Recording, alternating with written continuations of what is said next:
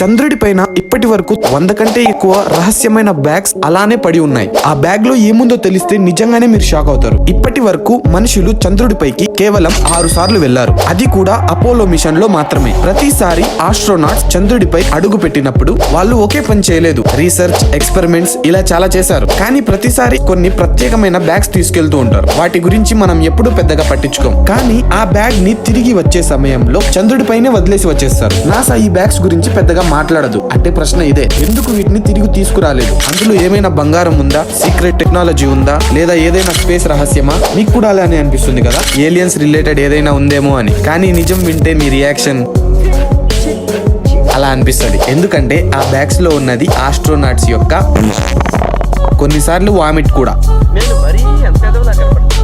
Mission complete అయ్యాక space craft తిరిగి రావాలన్నప్పుడు wait తగ్గించడం చాలా ఇంపార్టెంట్. సో అందుకు ఆ వేస్ట్ ని అక్కడే వదిలేసి వచ్చేస్తారు.